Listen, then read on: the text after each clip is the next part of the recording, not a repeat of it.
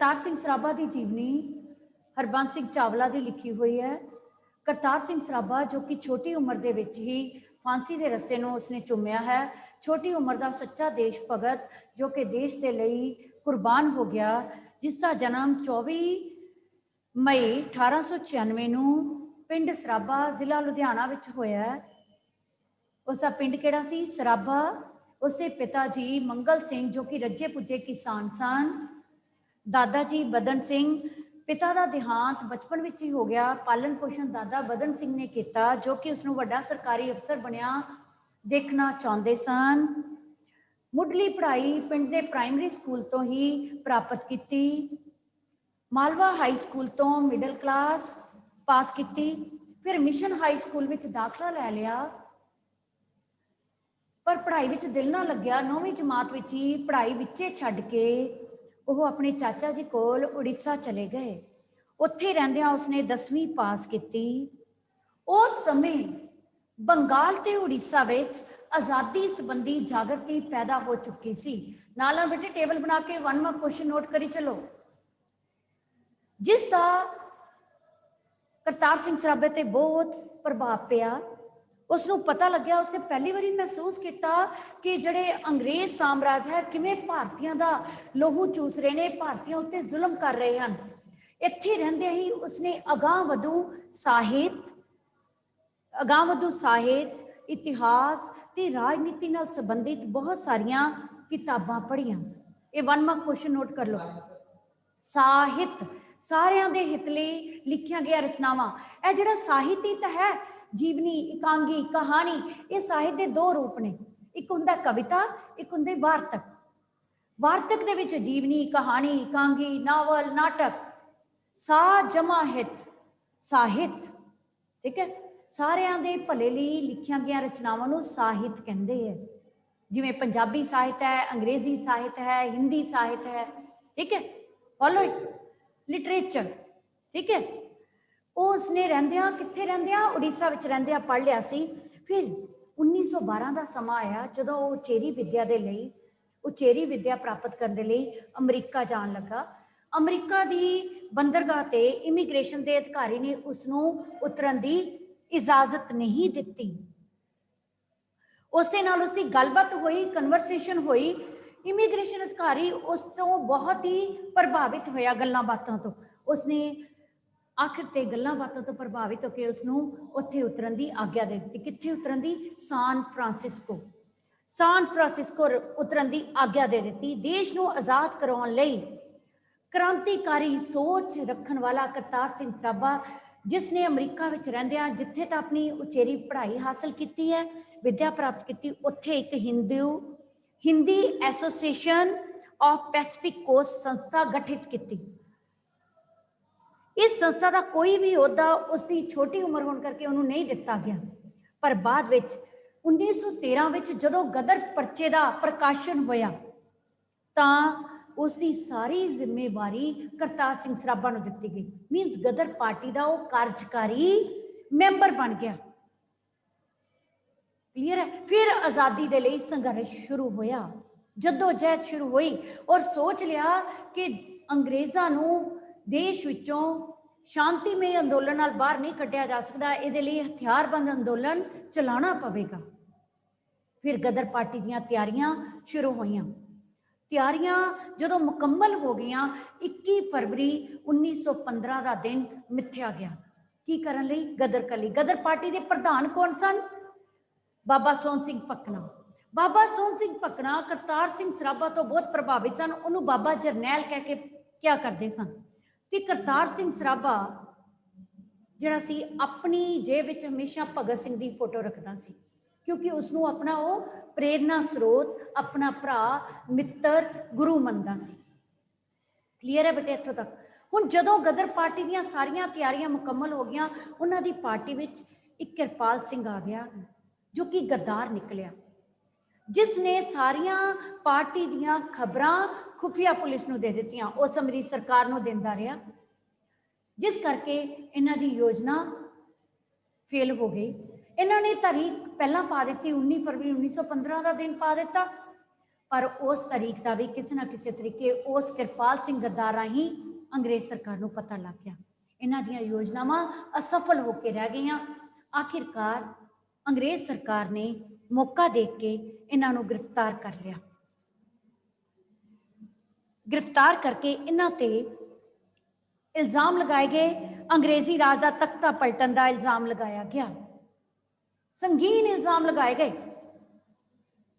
फिर इन्हां विरुद्ध मुकदमा चलाया गया, पर इन्होंने अपने बारे कोई, करतार सिंह सराभा ने तो इसके साथी ने कोई सफाई पेश नहीं की। आखिरकार अंग्रेज सरकार वालों करतार सिंह सराभा नूं फांसी की सज़ा सुनाई गई। 16 नवंबर 1915 ईस्वी नूं लाहौर सेंट्रल जेल विच फांसी दी गई। नोट करो कित्थे दी गई फांसी? Lahore central jail. कित्थे लिआंदा गया सी इन्हां नूं गिरफ्तारी तो बाद? लाहौर सेंट्रल जेल विच लिआंदा गया, जिथे इन्हां नूं 16 नवंबर 1915 नूं करतार सिंह सराभा नूं फांसी दी गई। उस समय उसकी उम्र 19 साल कुछ महीने की सी। इस तरह छोटी उम्र का यह एक सच्चा सुच्चा देश भगत देश नूं आज़ाद कराउण दी खातर अपनी जान वार गया। क्लीयर है बेटे? ये अकॉर्डिंग क्वेश्चन आंसर कर लोगे?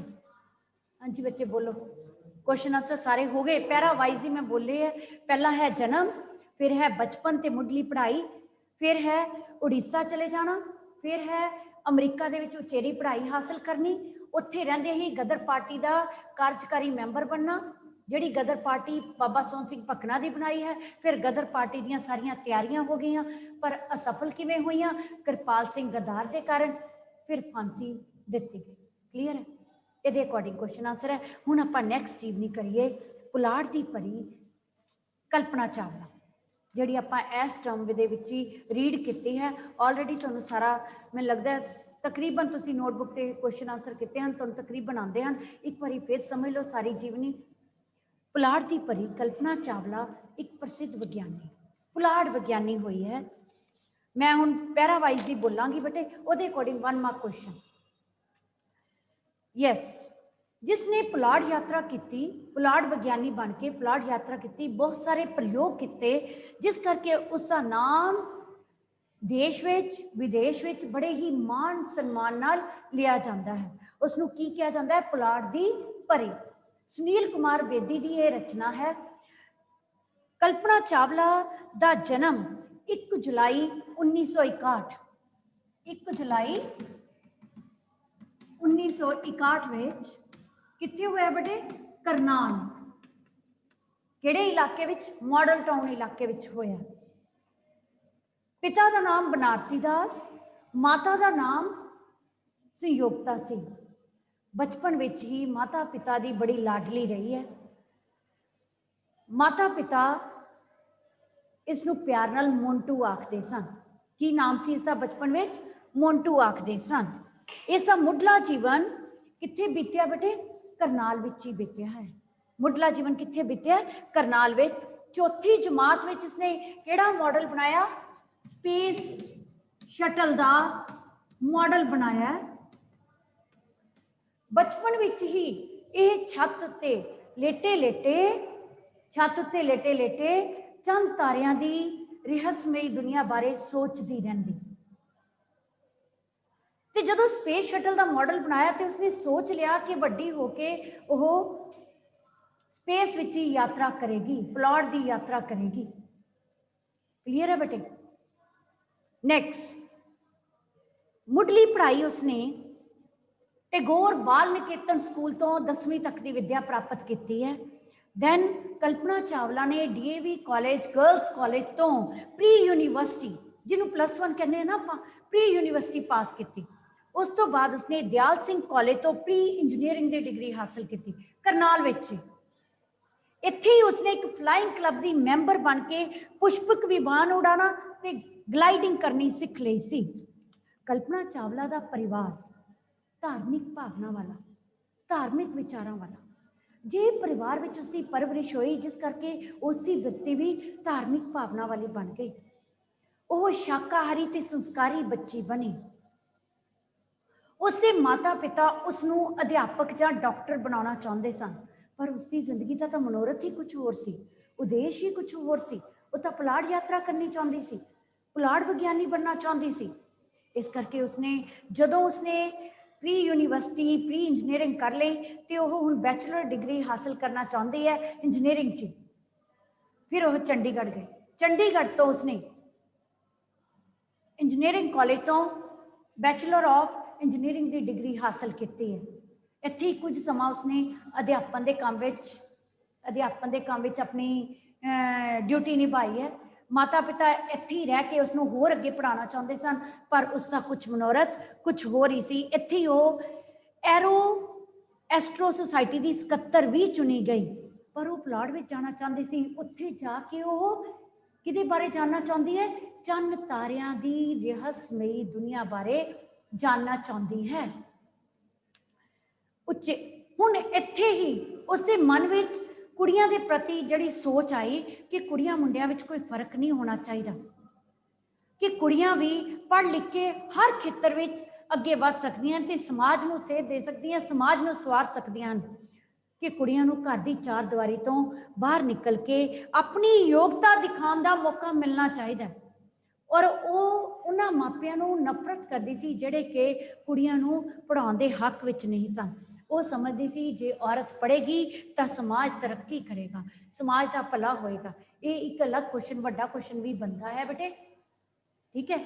इसे अजिहियां सोचां नूं लैके वो अगे वधी, अपने माता पिता नूं उसने मनाया ते मास्टर डिग्री करन लई उसके माता पिता जोर पा रहे सन कि इत्थे रह के मास्टर डिग्री करे, पर वो जद्दोजहद करके देश तो बाहर जान लई उसने अपने माता पिता नूं राजी कर लिया ते अमरीका दे विच 1982 विच टेक्सास यूनीवर्सिटी विच दाखला लिया ते उत्थों यूनीवर्सिटी ऑफ टेक्सास अर्लिंगटन तो उसने स्पेस इंजीनियरिंग की पढ़ाई हासिल कर ली। कित्थे बेटा? अमरीका विच रहिंदे, ठीक है। टेक्सास यूनीवर्सिटी में दाखला लिया 1982 1982 ते 1984 विच उसने डिग्री हासिल कर ली है, पढ़ाई पूरी की है। फिर 1988 विच इत्थे ही रहिंदियां अमरीका विच रहिंदियां यूनीवर्सिटी ऑफ कोलोराडो बोल्डर तो उसने दूजी मास्टर डिग्री ते PhD की डिग्री हासिल की। इत्थे ही उसकी पहचान एक फ्रांसीसी नौजवान जीन पियर हैरिसन नाल हुई। दोनों के विचारों में एकसारता आ गई, अंडरस्टैंडिंग हो गई। दोनों के जोड़े दोस्ती के संबंध सन वो विआह विच कन्वर्ट हो गए, ठीक है। लाइफ पार्टनर बन गए हो। समझ आ गई बच्चे इत्थों तक? नैक्सट हुण उन्हें नासा दे विच काम करना आरंभ किया 1988 विच। जदों उसने नासा विच काम करना आरंभ किया तो प्रमाणित फ्लाइट इंस्ट्रक्टर सी। इस मिशन का उद्देश्य पुलाड़ विच जाके स्पार्टन सैटेलाइट नूं उपग्रह नूं एक ग्रह पंथ ते पाउणा सी। इस मिशन नूं लैके 19 नवंबर 1997 विच उसका पहला सफर शुरू होया पुलाड़ यात्रा का। किहड़े मिशन नूं लैके? STS 87 19 नवंबर 1997, ठीक है। पुलाड़ विच पहुंच गई है। उत्थे जाके उसने एक स्पार्टन सैटेलाइट के उपग्रह नूं ग्रह पंथ दे विच पाउण दा कारज किया, जिस विच उसनूं सफलता मिली और उसनूं सच्ची खुशी हासिल हुई। पर उस तो भी अगे वो जाना चाहती सी। इस तो पहला पुलाड़ यात्रा कौन कर चुका है? तुहानूं कल रिवीजन टेस्ट भी क्वेश्चन आया, राकेश शर्मा।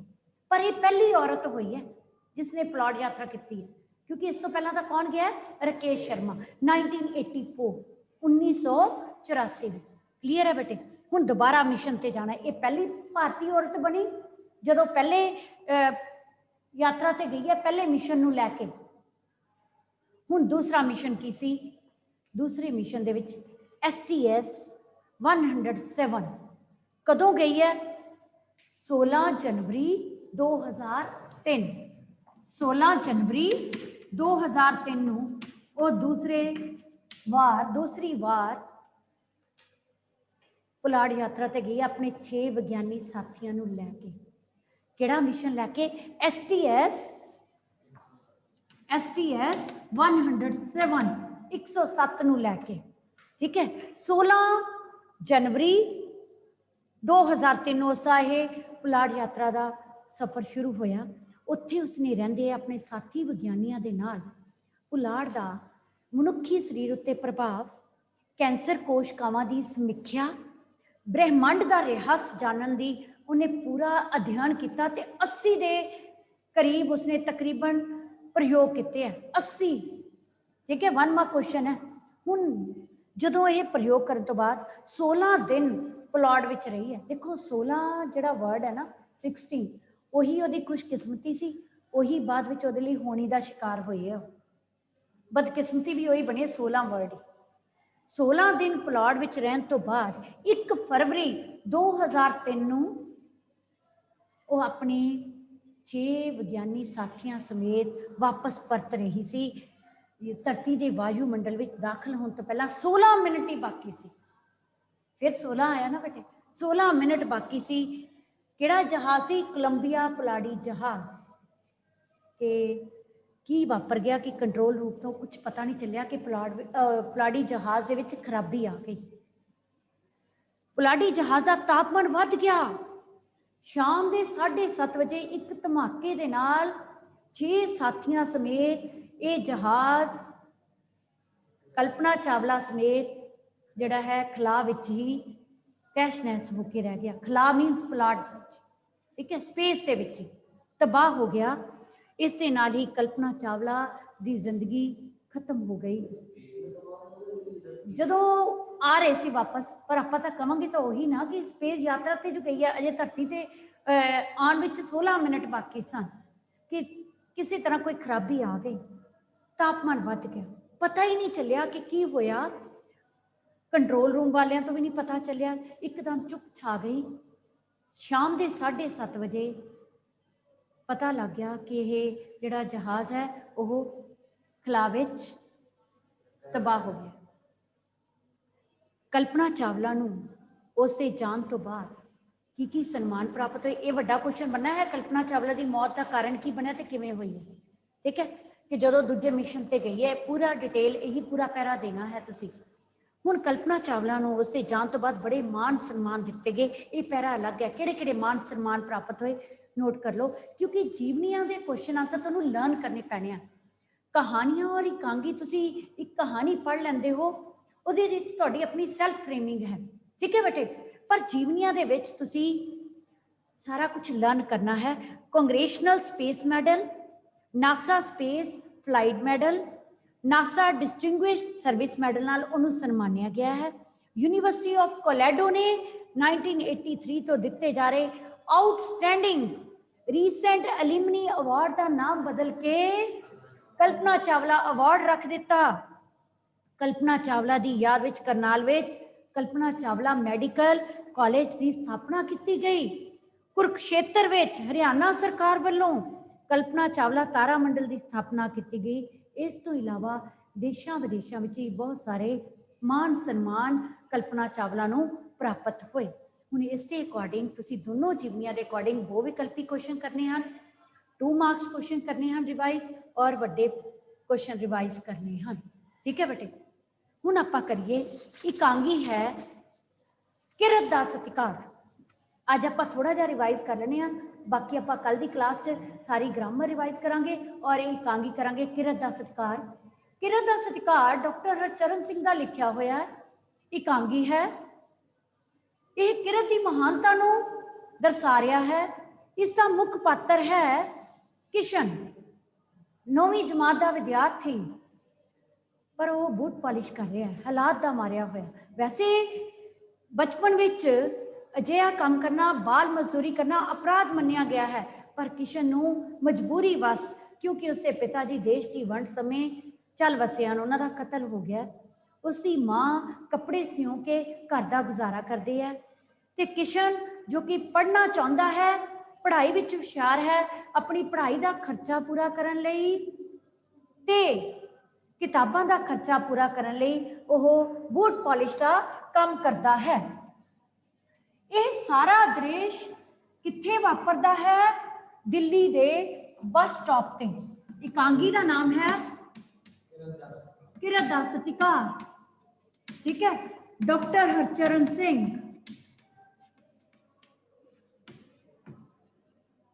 ਦ੍ਰਿਸ਼ ਕਿੱਥੇ ਵਾਪਰਦਾ ਹੈ? ਬੱਸ ਸਟਾਪ ਤੇ। ਬੱਸ ਸਟਾਪ ਕਿੱਥੇ ਹੈ? ਦਿੱਲੀ ਦੀ ਇੱਕ ਬਸਤੀ ਵਿੱਚ ਬੱਸ ਸਟਾਪ ਹੈ, ਔਰ ਬੱਸ ਸਟਾਪ ਦੇ ਸਾਹਮਣੇ ਹੀ, ਬੱਸ ਸਟੈਂਡ ਦੇ ਸਾਹਮਣੇ ਹੀ ਉਸ ਦਾ ਸਕੂਲ ਹੈ, ਜਿੱਥੇ ਉਹ 9ਵੀਂ ਜਮਾਤ ਦੀ ਪੜ੍ਹਾਈ ਕਰ ਰਿਹਾ ਹੈ। ਤੇ ਨਾਲ ਨਾਲ ਉਹ ਬੱਸ ਸਟੈਂਡ ਤੇ ਆ ਕੇ ਜਿਹੜੇ ਲੋਕ ਬੱਸ ਦੀ ਉਡੀਕ ਕਰ ਰਹੇ ਹਨ ਉਹਨਾਂ ਦੇ ਅੱਗੇ ਬੇਨਤੀ ਕਰਦਾ ਹੈ ਕਿ ਉਹ ਬੂਟ ਪਾਲਿਸ਼ ਕਰਵਾਉਣ ਤਾਂ ਜੋ ਉਸਦੇ ਥੋੜੇ ਜਿਹੇ ਪੈਸੇ ਬਣ ਜਾਣ। ਪਰ ਇੱਕ ਗੱਲ ਹੈ ਕਿ ਮਿਹਨਤ ਮਜ਼ਦੂਰੀ ਕਰਕੇ ਵੀ ਉਹ ਹੱਕ ਦੀ ਕਮਾਈ ਲੈਂਦਾ ਹੈ। ਔਰ ਬੱਸ ਸਟੈਂਡ ਤੇ ਇਕਾਂਗੀ ਸ਼ੁਰੂ ਹੁੰਦਿਆਂ ਹੀ ਸਾਨੂੰ ਸਹਾਇਕ ਪਾਤਰ ਕੁਝ ਨਜ਼ਰ ਆਉਂਦੇ ਨੇ। ਇਹ ਮੁੱਖ ਪਾਤਰ ਹੈ। ਸਹਾਇਕ ਪਾਤਰ ਹੈ ਸੇਠ, ਜੋ ਕਿ ਕੰਜੂਸ ਹੈ, ਅੱਤ ਦਰਜੇ ਦਾ ਕੰਜੂਸ।